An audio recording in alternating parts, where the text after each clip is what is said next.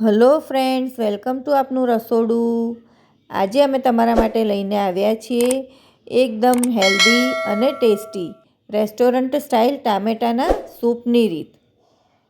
અત્યારે માર્કેટમાં ટામેટાં સારા એવા પ્રમાણમાં મળે છે અને ખૂબ જ સસ્તા ટામેટાં મળે છે, તો આપણે તેનો આ રીતે ઉપયોગ કરવો જોઈએ.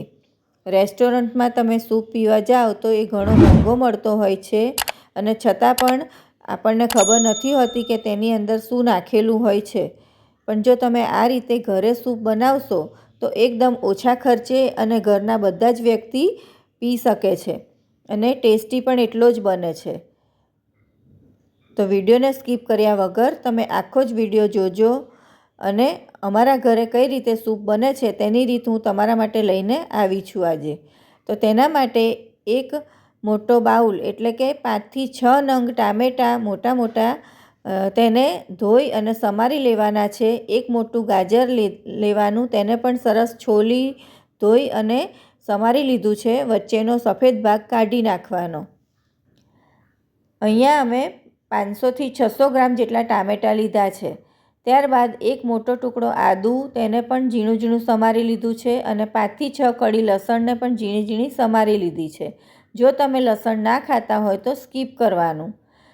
હવે એક કુકરની અંદર ઘી ગરમ કરવા મૂકી દેવાનું. તમે અહીંયા ઘીની જગ્યાએ બટર પણ લઈ શકો છો. જો તમને એકદમ લાલ ચટાક જેવો સૂપ ગમતો હોય તો તમે આની અંદર 1 નંગ બીટ પણ ઉમેરી શકો છો. પણ રેસ્ટોરન્ટમાં જે રીતનો સૂપ મળતો હોય છે એ જ રીતનો સૂપ આજે આપણે ઘરે બનાવવાનો છે, એટલે અમે આની અંદર બીટ એડ નથી કર્યું. બીટ એડ કરશો તો તેનો ટેસ્ટ નથી બદલાતો, ખાલી કલર જ બદલાય છે. ઘી ગરમ થઈ ગયું છે તો હવે તેની અંદર આદુ લસણ એડ કરી દઈશું અને ગેસ આપણે ધીમો રાખીશું. તમને અહીંયા તીખો સૂપ ગમતો હોય તો એકાદું લીલું મરચું પણ તમે આ સમયે એડ કરી શકો છો. આદુ લસણ બરાબર સતળાઈ જાય ત્યાં સુધી થવા દઈશું અને તેની સુગંધ એકદમ સરસ આવવા લાગશે આદુ લસણ સતળાશે એટલે. ત્યારબાદ તેની અંદર આપણે સમારેલા ટામેટાં એડ કરી દઈશું. વજનમાં જોવા જાઓ તો 500 થી 600 ગ્રામ જેટલા ટામેટાં છે આ, અને નંગમાં જોવા જાઓ તો 6 થી 7 નંગ ટામેટાં લીધા છે અને એક મોટું ગાજર લીધું છે. હવે ગાજર અને ટામેટાને પણ બરાબર સાતળી લઈશું. ગેસ આપણે અત્યારે ધીમો જ રાખ્યો છે. બરાબર સાતળી લેવાના ગાજર ટામેટાં. આ રીતનો સૂપ બનાવી અને તમે ઠંડીમાં પીવો તો પીવાની ખૂબ જ મજા આવે છે. જે લોકો હેલ્થ કોન્શિયસ હોય એ લોકો વસાણા નથી ખાતા હોતા તો આ રીતે તે લોકો અલગ અલગ પ્રકારના સૂપ પી શકે છે. એ પણ એટલા જ ફાયદાકારક હોય છે. અને જે લોકો ડાયટ કરતા હોય એ લોકો પણ વધારે પડતા ઘી અને ગોળ ને એવી બધી વસ્તુ નથી ખાતા હોતા ખાંડવાળી, તો આ રીતે સૂપ બનાવી અને પી શકે છે. હવે તેની અંદર આપણે 1.5 ગ્લાસ પાણી ઉમેરીશું અને સ્વાદ અનુસાર મીઠું એડ કરીશું.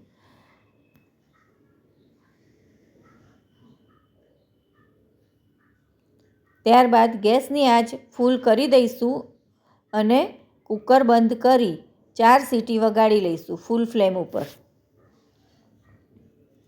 સ્વાદ અનુસાર મીઠું ઉમેરીશું. અત્યારે આની અંદર આપણે મીઠા સિવાય બીજું કશું જ એડ નથી કર્યું. તમે આની અંદર વઘાર કરતી વખતે તમાલપત્ર પણ એડ કરી શકો છો. કુકરનું ઢાંકણ બંધ કરી અને ફૂલ ફ્લેમ ઉપર 4 સીટી વગાડી લઈશું. પછી કુકરને એની જાતે જ ઠંડુ થવા દઈશું અને ખોલીશું. તમે જોઈ શકો છો ટામેટાં સરસ બફાઈ ગયા છે, તો હવે તેને આપણે બ્લેન્ડરની મદદથી આ રીતે ક્રશ કરી લઈશું. આ એકદમ સરળતાથી ક્રશ થઈ જાય છે. અહીંયા મારી એક રિક્વેસ્ટ છે ફ્રેન્ડ્સ, જો તમે અમારી ચેનલ પર નવા હોય અને હજુ સુધી અમારી ચેનલને સબસ્ક્રાઈબ ના કરી હોય તો કરી દેજો અને બાજુમાં આપેલા બેલ આઇકોનને પ્રેસ કરજો, જેથી આવનારા દરેક નવા વિડીયોની નોટિફિકેશન તમને મળતી રહે. અને જો તમને અમારી રેસીપી પસંદ હોય તો અમારા વિડીયોને વધુમાં વધુ લાઈક અને શેર ચોક્કસથી કરજો. સરસ ટામેટાં ક્રશ થઈ ગયા છે, તો હવે તેને આપણે સૂપ ગાળવાની ગરણીથી ગાળી લઈશું. આ રીતે સૂપ ગાળવાની જે ગરણી આવે છે તેનાથી આપણે ગાળી લઈશું. એટલે એકદમ સરસ સ્મૂધ આપણને સૂપ મળે. તમારી પાસે જો આ રીતની ગરણી ના હોય તો તમે કાણાવાળા કોઈ વાસણથી પણ ગાળી શકો છો, પણ તેની અંદર અમુક વખત બિયા આવી જતા હોય છે. એટલે આ રીતની જે સૂપ ગાળવાની ગરણી હોય તેનાથી તમે ગાળશો તો એકદમ સરસ રીતે ગળાઈ જશે. જો તમને વધારે જાડું બેટર લાગતું હોય તો આની અંદર તમારે થોડું પાણી એડ કરી દેવાનું અને પછી ગાળવાનું, એટલે એકદમ સરળતાથી ગળાઈ જશે. આજે આપણે આ જે સૂપ છે તે કોઈપણ પ્રકારના કોર્નફ્લોર કે મેંદા વગર તૈયાર કરવાનો છે. રેસ્ટોરન્ટમાં તમે સૂપ પીવા જાઓ તો એની અંદર એ લોકો કોર્નફ્લોર અને કલર નાખેલો હોય છે, પણ આજે આપણે એકદમ નેચરલ સૂપ તૈયાર કરવાનો છે, કલર અથવા તો કોર્નફ્લોર વગર. હવે આપણે સૂપ સરસ રીતે ગળાઈ ગયો છે તો ફરીથી ગેસ ઉપર મૂકી દઈશું અને તેને 1 કે 2 ઉભરા આવે ત્યાં સુધી થવા દઈશું. તમે જોઈ શકો છો એકદમ સરસ ઘટ્ટ સૂપ તૈયાર થયો છે. થોડો વધારે ઘાટો હતો તો અમે તેની અંદર પાણી ઉમેર્યું છે અને એકદમ હજુ આ ઉકળશે એટલે થોડો વધારે ઘટ્ટ તૈયાર થશે. એટલે જો એકદમ ઘાટો હોય તો તમારે આની અંદર થોડું પાણી એડ કરી દેવાનું. પછી ટેસ્ટ કરી લેવાનો. જો મીઠું ઓછું લાગતું હોય તો મીઠું ઉમેરવાનું અને 2 કે 3 ચમચી જેટલી ખાંડ અથવા તો ગોળ તમારે આની અંદર એડ કરી દેવાનો. એટલે તેનાથી ગળ્યો સૂપ નહીં બને, પણ ટામેટાની જે ખટાશ હોય એ બેલેન્સ થશે. અને અડધી ચમચી જેટલો મરી પાવડર એડ કરીશું. અમે આની અંદર તીખાશ માટે ફક્ત મરી પાવડર જ ઉમેર્યો છે. તમને જો લીલા મરચાં ગમતા હોય તો તમે જ્યારે આદું લસણ એડ કરો ત્યારે તમારે લીલા મરચાં પણ એડ કરી દેવાના. હવે આ સૂપને આપણે સરસ ઉકળવા દઈશું 5 થી 10 મિનિટ માટે. એટલે સૂપનો ટેસ્ટ એકદમ સરસ આવશે અને ઘટ્ટ થઈ જશે. તો તમે જોઈ શકો છો કોઈ પણ પ્રકારના કોર્નફ્લોર કે મેંદા વગર કે કલર વગર આપણે એકદમ સરસ સૂપ તૈયાર થઈ ગયો છે. તો તેને આપણે સર્વિંગ બાઉલમાં લઈ લઈશું. ઠંડીમાં આ રીતના ગરમ ગરમ સૂપ પીવાની ખૂબ જ મજા આવે છે.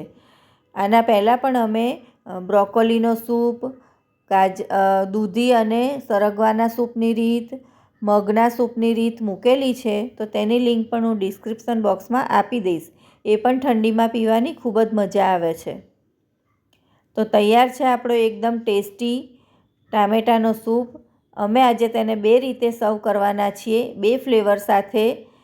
તો એક તો આપણે જે નેચરલ સૂપ છે એ રેગ્યુલર, અને બીજો કોર્ન ચીઝ ટોમેટો સૂપ. એટલે જે ટામેટાનો સૂપ આપણે તૈયાર કર્યો છે તેની અંદર બાફેલા મકાઈના દાણા આપણે ઉમેરીશું. બાળકોને આ રીતે ચીઝ અને મકાઈવાળી વસ્તુ વધારે ભાવતી હોય છે તો તમે આ રીતે બાળકોને આપી શકો છો. મકાઈના દાણા અને ચીઝ છીણીને ઉમેરી દઈશું. તો આપણો આ ટોમેટો કોર્ન ચીઝ સૂપ તૈયાર થઈ ગયો. એકદમ સરળતાથી આ સૂપ તૈયાર થઈ જાય છે અને પીવાની તો ખૂબ જ મજા આવે છે. તો જો તમે ક્યારેય આ રીતે સૂપ ના બનાવ્યો હોય ઘરે તો એકવાર ચોક્કસથી ટ્રાય કરજો. તમને અમારી આ સૂપની રીત કેવી લાગી તે અમને કમેન્ટ કરીને જણાવજો ફ્રેન્ડ્સ. અને તમે સૂપ કઈ રીતે બનાવો છો એ પણ અમને કમેન્ટમાં જણાવજો, જેથી અમને પણ આઈડિયા આવે.